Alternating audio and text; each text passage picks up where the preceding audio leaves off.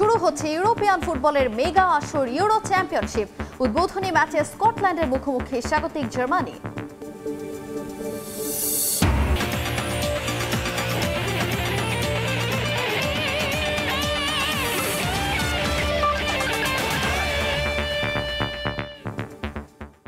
দেখছিলেন শিরোনাম, এবারে বিস্তারিত। শুরুতেই ফুটবলের খবর। মধ্যরাতে শুরু হচ্ছে ইউরোপের ফুটবলের শ্রেষ্ঠত্বের আসর ইউরো চ্যাম্পিয়নশিপ। একটা শিরোপার জন্য 10টি ভেন্যুতে লড়বে 24টি দেশ। পশ্চিম ও পূর্ব জার্মানি এক হওয়ার পর প্রথমবারের মতো ইউরোর আয়োজক হচ্ছে জার্মানি। বিশ্বকে চমকে দেওয়ার প্রত্যয় আয়োজকদের। 17তম আসরের জন্য দেশটিতে এরই মধ্যে জোরদার করা হয়েছে নিরাপত্তা। উদ্বোধনী ম্যাচে রাত 1টায় স্কটল্যান্ডের মুখোমুখি হবে জার্মানি। আর মাত্র কিছুক্ষণ পরে শুরু হবে ইউরো চ্যাম্পিয়নশিপের এবারের আসর। বিস্তারিত জানাতে এই মুহূর্তে মিউনিখে আছেন আমাদের সহকর্মী বিটু বড়ুয়া। সরাসরি যাচ্ছি তার কাছে। বিটু, বর্ণাঢ্য আয়োজন এবং কড়া নিরাপত্তার মধ্য দিয়ে জার্মানিতে আজ থেকে যাত্রা শুরু হলো, অর্থাৎ একটু পরেই যাত্রা শুরু হবে ইউরো কাপ 2024-এর বড়সড় আসর। ফুটবলের এই আসরে সারা বিশ্ব থেকে নানান ধরনের নানা প্রান্ত থেকে মানুষজন ছুটে এসছে জার্মানিতে, এবং 1 মাস ব্যাপী এই আনুষ্ঠানিকতা, এই যে আনুষ্ঠানিকভাবে এবং উৎসবের মধ্য দিয়ে যে ফুটবলের শ্রেষ্ঠত্বের লড়াই যে অনুষ্ঠিত হবে, সেই উৎসবে কিন্তু যোগ দিতে সারা বিশ্ব থেকে যেসব মানুষ এসছে তাদের কিন্তু আজকে কিছুটা হলেও আমরা দেখতে পেয়েছি। জার্মানি এবং স্কটল্যান্ডের প্রথম ম্যাচ, যেটি উদ্বোধনী ম্যাচের মধ্য দিয়ে আজকে আমরা ফুটবলের উৎসবের প্রথম দিনটা দেখতে পাবো। এবং এখানে কিন্তু আজকে আপনাদের বলা বাহুল্য যে 6টি গ্রুপে প্রায় 24টি ইউরোপের 24টি দেশ কিন্তু এই ইউরো ফুটবলে অংশ নেবে। এবং আজকের যে ম্যাচটি স্কটল্যান্ড এবং জার্মানির মধ্যে যে ম্যাচটি অনুষ্ঠিত হবে, এই ম্যাচটির মধ্য দিয়েই কিন্তু প্রমাণিত হবে আজকে কত শত মানুষ এই উৎসবে যোগ দিচ্ছে। অর্থাৎ এই মিউনিকের অ্যারেনা স্টেডিয়ামে 67,000 মানুষ উৎসবে যোগ দিবে, এবং সেই 67,000 মানুষের একটাই কথা, যেই দলই আজকে জিতুক না কেন ফুটবলের যেন জয় হয়। তবে আজকে জার্মানি একদম বড়সড় আশা নিয়ে মাঠে নামবে। তারা কিন্তু 3বারের চ্যাম্পিয়ন, বিশেষ করে 1972 সালে তারা একবার চ্যাম্পিয়ন হয়েছিল। এর পরবর্তীতে 1988 সালে এবং 1996 সালে তারা তিনবারের চ্যাম্পিয়ন হয়। এরপরে কিন্তু 3বারের চ্যাম্পিয়ন হওয়ার গৌরব অর্জন করে স্পেন, এবং দুবার করে ইতালি, এবং একই সাথে ফ্রান্স 2বার করে চ্যাম্পিয়ন হয়। সর্বশেষ আসরে কিন্তু ইতালি চ্যাম্পিয়ন হয়েছিল। তারা যেভাবে চ্যাম্পিয়ন হয়েছে, জার্মানির এবারের আশা, তারা কিন্তু এই আসরে অর্থাৎ স্বাগতিক দেশ হিসেবে তারা সমস্ত যারা দলগুলো রয়েছে, অর্থাৎ নকআউটে গিয়ে এবং কোয়ার্টার ফাইনাল, সেমিফাইনাল সবকিছু জয় করে তারা ফাইনালে গিয়ে, অর্থাৎ 14ই জুলাই ফাইনালে তারা ইউরো কাপ ঘরেই রেখে দিবে এমন একটি আশা করছেন। তবে নাগলসম্যানের এই দলটি কিন্তু বিভিন্নভাবে আশা করা যাচ্ছে যে তারা এবার সর্বশক্তি নিয়ে মাঠে নামবে। বিশেষ করে তাদের দলে রয়েছে জিসুয়া কিমিশ, তাদের দলে রয়েছে জামাল মুজিয়ালা এবং ইলকাই গুন্ডোগান, একই সাথে মানুয়েল নয়ার। অর্থাৎ জোনাথন তা রক্ষণভাগে যে দুর্ভেদ্য প্রাচীর গড়বে, এই প্রাচীর গড়ার মাধ্যমে জার্মানি চ্যাম্পিয়ন হওয়ার পথে এগিয়ে যাবে, এমনটাই প্রত্যাশা করছেন জার্মানির ফুটবল প্রেমীরা। একই সাথে বলা যায় যে আসলে জার্মানির অন্যান্য আসরে অর্থাৎ বিশ্ব ফুটবল এবং ইউরো ফুটবলের অন্যান্য আসরে কিন্তু জার্মানি তেমন একটা সুবিধা করতে পারেনি। এবারের আশা, তারা কিন্তু সবগুলো যেসব দল রয়েছে, বিশেষ করে শক্তিশালী ফ্রান্স, ইতালি, স্পেন, সবগুলো দলকে হারিয়ে জার্মানি এবার চ্যাম্পিয়ন হবে। এবং এই আশা ব্যক্ত রেখে জার্মানির মিউনিকের আলিয়ান্স আরেনা স্টেডিয়ামের সামনে থেকে বিটু বড়ুয়া এবং আপনাদের সবাইকে এই উৎসবের আমন্ত্রণ জানিয়ে ফিরে যাচ্ছি স্টুডিওতে। ইউরো চ্যাম্পিয়নশিপের উদ্বোধনী ম্যাচ এবং আনুষ্ঠানিকতা জানাতে আমাদের সঙ্গে সরাসরি যুক্ত হয়েছিলেন সহকর্মী বিটু বড়ুয়া। আবারও ক্রিকেটের খবর জানাবো যে আইপিএল থেকে শেখার কিছুই নেই। সেই আইপিএল এর বদৌলতে বদলে গেছেন কাটার মাস্টার মুস্তাফিজুর রহমান। অথচ ফ্র্যাঞ্চাইজি টুর্নামেন্টে ফিজের খেলাকে গুরুত্বহীন বলে মন্তব্য করেছিলেন বিসিবি কর্তারা।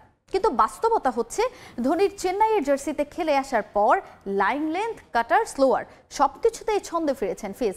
বিশ্বকাপে যার সুবিধা বেশ ভালোভাবে পাচ্ছে টাইগাররা। মুস্তাফিজকে আইপিএল এ খেলে এখনো শেখার কিছু নাই। মুস্তাফিজের লার্নিং প্রসেস ওভার।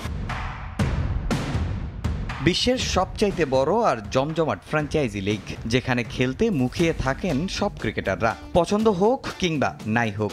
আধুনিক ক্রিকেটে আইপিএল এখন একটা ফ্যাক্ট। অথচ এই টুর্নামেন্ট থেকে শেখার কিছু নেই। মোস্তার আইপিএল অনাপত্তিপত্র ইস্যুতে কিছুদিন আগে এমন মন্তব্য করে আলোচনার জন্ম দিয়েছিলেন বিসিবি পরিচালক ও cricket operations chairman Jalal Yunus. বরাবরই আইপিএল কিংবা ফ্র্যাঞ্চাইজি লিগ কদাচিৎ সুযোগ আসলেও বেশিরভাগ সময় ক্রিকেটারদের ইনজুরি সংখ্যা আর বিশ্রামের দোহাইয়ে অনাপত্তি পত্র নিয়ে বড্ড অনীহা বিসিবির। সুযোগ পেয়েও ছাড়পত্র পান না তাসকিনরা। সবশেষ দুর্বল প্রতিপক্ষ জিম্বাবুয়ের বিপক্ষে খেলার জন্য মুস্তাফিজকেও ফিরিয়ে নিয়ে আসা হয়েছিল টুর্নামেন্টের মাঝপথেই। অথচ ভিন্ন দেশের লিগ হলেও এই আইপিএলই বদলে দিয়েছে দীর্ঘদিন অফ ফর্মে থাকা মুস্তাকে। একটু পেছনে ফেরা যাক। চেন্নাইয়ের হয়ে খেলার আগে শেষ 10 টি-20তে প্রায় 28 গড়ে 273 রান দিয়েছিলেন ফিজ, উইকেট মোটে 7টি। তবে ধোনি ম্যাজিকে এরপরই বদলে যেতে থাকেন কাটার মাস্টার। টুর্নামেন্টে 9 ম্যাচে 14 উইকেট, ইকোনমি, রান রেট ঈর্ষা জাগানিয়া। পাওয়ার প্লে কিংবা ডেথ ওভারে ফিজের মায়াবী স্লোয়ার ভয়ঙ্কর, যার ক্রেডিট পুরোটাই ধোনির। আইপিএল থেকে ফিরে জিম্বাবুয়ের বিপক্ষে শেষ 2 ম্যাচ কিংবা যুক্তরাষ্ট্রের বিপক্ষে সিরিজ বোলারদের গড়পড়তা পারফরমেন্সে মোস্তা যেন অনন্য। যে ধারাবাহিকতা ছিল বিশ্বকাপে, মেগা আসরে 3 ম্যাচ খেলে 4 উইকেট, তবে তার ইকোনমি 3.92। আধুনিক ক্রিকেটে ভাবা যায় টাইগাররা যে সুপার 8-এর পথে এক পা দিয়ে রেখেছে তার অন্যতম অনুঘটক এই মোস্তাই। তাই তো প্রশ্ন উঠেছে নতুন করে, আর কোনো সংকীর্ণতা নয়, সময় এসেছে বিসিবির মনোভাব পরিবর্তনের। দেশের স্বার্থে যতটা সম্ভব ভিনদেশি ফ্র্যাঞ্চাইজি লিগে খেলার অনুমতি দেয়া হোক ক্রিকেটারদের। আদতে তাতে লাভ হবে দেশের ক্রিকেটেরই। তামিম হোসেন, সময় সংবাদ। ডাচদের বিপক্ষে স্বস্তির জয়ে একরকম সুপার 8 নিশ্চিত করে ফেলেছে বাংলাদেশ। যেখানে কবে কোন প্রতিপক্ষের বিপক্ষে খেলবে টাইগাররা জানা গেছে সেই সূচিও। 22 আর 23 জুন বাংলাদেশি সময় পরপর 2 দিন সাকিব শান্তদের 2 ম্যাচের প্রতিপক্ষ ভারত আর অস্ট্রেলিয়া। সব ঠিক থাকলে সুপার 8-এ নিজেদের শেষ ম্যাচে 25 জন বাংলাদেশ লড়বে আফগানিস্তানের বিপক্ষে।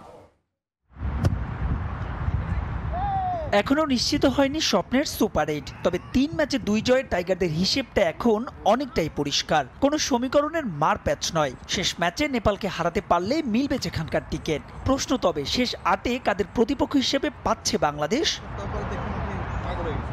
দর্শক উন্মাদনার টিকিট কাটার সুবিধে দলগুলোর লজিস্টিক ঠিক করার বিবেচনায় গেল 2 আসর অর্থাৎ 2021 আর 2022 সালের টি-20 বিশ্বকাপের আদলে এবারও দলগুলোর সিডিং ছিল পূর্ব নির্ধারিত, যেখানে থাকছে 2টো গ্রুপ, গ্রুপ 1 আর 2।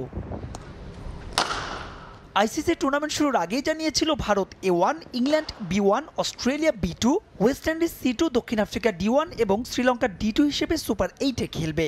শর্ত ছিল যদি কোনো দল সুপার 8-এ উঠতে ব্যর্থ হয় তবে তাদের পরিবর্তে যারা উঠবে তারাই জায়গা করে নেবে পূর্ব নির্ধারিত সিডিংয়ে। যেহেতু বাংলাদেশের গ্রুপ অর্থাৎ গ্রুপ অফ ডিতে বিদায় হয়েছে লঙ্কানদের, সেই হিসেবে D2 এর সিডিংয়ে সুপার 8-এ যাবে টাইগাররা, যেখানে ইতোমধ্যে চূড়ান্ত হয়েছে 3 প্রতিপক্ষ। সি গ্রুপে নিউজিল্যান্ডকে আফগানিস্তান বিদায় করে দেয় ফিক্সচার অনুযায়ী ভারত, অস্ট্রেলিয়া আর আফগানদের গ্রুপ 1-এ পাবে টাইগাররা, কিন্তু সেখানে আছে টানা ম্যাচের ধকল। 21 জুন বাংলাদেশ সময় সকালে সাকিবরা লড়বে প্রবল প্রতিপক্ষ অস্ট্রেলিয়ার বিপক্ষে। পরদিন অর্থাৎ 22 জুন রাতে একই ভেন্যুতে ভারতের বিপক্ষে 3য় ম্যাচ। সবশেষ 25 জুন সকালে আফগানদের বিপক্ষে মর্যাদার লড়াই। উইকেটের বিবেচনায় এবারের বিশ্বকাপকে বলা হচ্ছে সবচাইতে উন্মুক্ত আসর। পারফরমেন্স বলছে শুধু সুপার 8-ই নয়, নাজমুল হোসেন শান্তদের সামনে সুযোগ রয়েছে বিশ্বকাপের সফরকে আরও দীর্ঘ করার। তবে দূরের সেই বাতিঘর নিয়ে আপাতত কোনো ভাবনা নয়। টাইগারদের এখন প্রথম কর্তব্য নেপালকে হারানোর। মাহবুব রিমন, সময় সংবাদ। বিশ্বকাপের আরও খবর জানাবো। ডি গ্রুপের ম্যাচে আগে সুপার 8 নিশ্চিত করা সাউথ আফ্রিকার প্রতিপক্ষ এশিয়ার দল নেপাল। সেন্ট ভিনসেন্টের কিংসটাউনে ম্যাচ শুরু ভোর 5:30টায়। 2 ম্যাচের 4 পয়েন্ট নিয়ে ডি গ্রুপের শীর্ষে প্রোটিয়ারা, তবে জয় পেলেও টপ অর্ডার নিয়ে দুশ্চিন্তা আছে দলটির। সুপার 8 নিশ্চিত হয় বিশ্রাম মিলতে পারে একাদশের একাধিক ক্রিকেটারের। অন্যদিকে প্রথম ম্যাচে ডাচদের বিপক্ষে হারলেও নেপালের লড়াকু মানসিকতা প্রশংসা কুড়িয়েছে সবার। সঙ্গে বাড়তি পাওয়া হিসেবে যোগ হয়েছে হাজারো সমর্থকদের অকুণ্ঠ সমর্থন। এই ম্যাচে খেলবেন নেপালের সেরা তারকা সন্দীপ লামিছানে। শ্রীলঙ্কার বিপক্ষে ম্যাচ ভেস্তে যাওয়ায় প্রোটিয়াদের হারিয়ে অঘটনের স্বপ্ন দেখছে হিমালয় কন্যারা। এদিকে গ্রুপ বি এর আরেক ম্যাচে মুখোমুখি হবে ইংল্যান্ড ও নামিবিয়া। স্যার ভিভ রিচার্ড স্টেডিয়ামে ম্যাচ শুরু রাত 11:30টায়। কঠিন সমীকরণ সামনে নিয়ে মাঠে নামতে যাচ্ছে ইংল্যান্ড। এবারের বিশ্বকাপটা একেবারেই প্রত্যাশিত হয়নি ইংলিশদের। 3 ম্যাচ খেলে মোটে 1 জয় নিয়ে বেশ চাপে আছে মইনালেরা। নামিবিয়ার বিপক্ষে অসতর্ক হলেই আসর থেকে ছিটকে পড়ার শঙ্কা রয়েছে বর্তমান চ্যাম্পিয়নদের। প্রতিপক্ষ নামিবিয়া মাত্র 1 পয়েন্ট কম নিয়ে আছে পরের অবস্থানে, তাই যে কোনো মূল্যে এই ম্যাচটা জিততে চাইবে তারাও। তবে দুদল কখনোই টি-20তে মুখোমুখি হয়নি, আর সাম্প্রতিক পারফরমেন্সে খুব একটা স্বস্তির জায়গা নেই ইংলিশদের, তাই দুদলই চাইবে জয় নিয়ে মাঠ ছাড়তে। গ্রুপ এর ম্যাচে কানাডা মুখোমুখি হবে টপার ভারত। ফ্লোরিডার বোর্ড কাউন্টি স্টেডিয়ামে ম্যাচ শুরু রাত 8:30টায়। এবারে বিশ্বকাপের শুরু থেকেই দুর্দান্ত ছন্দে আছে মাইটি ইন্ডিয়া। 3 ম্যাচে মাঠে নেমে 3টিতেই জয়ের দেখা পেয়েছে মেন ইন ব্লু।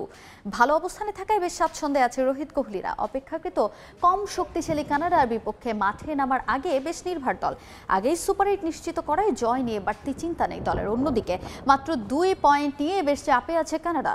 শক্তিশালী ভারতের বিপক্ষে মাঠে নামার আগে জয়ের জন্য সব ধরনের পরিকল্পনা করছে দলটা। তবে অতীত পরিসংখ্যান, সাম্প্রতিক পারফরমেন্স সবই পক্ষে কথা বলছে ভারতের, তাই ব্যাকফুটে থেকে মাঠে নামবে কানাডা। এ পর্যায়ে খেলার সময় শীর্ষ সংবাদগুলো জানিয়ে দিচ্ছি আরেকবার। আর মাত্র কিছুক্ষণের অপেক্ষা, শুরু হচ্ছে ইউরোপিয়ান ফুটবলের মেগা আসর ইউরো চ্যাম্পিয়নশিপ। উদ্বোধনী ম্যাচে স্কটল্যান্ডের মুখোমুখি স্বাগতিক জার্মানি।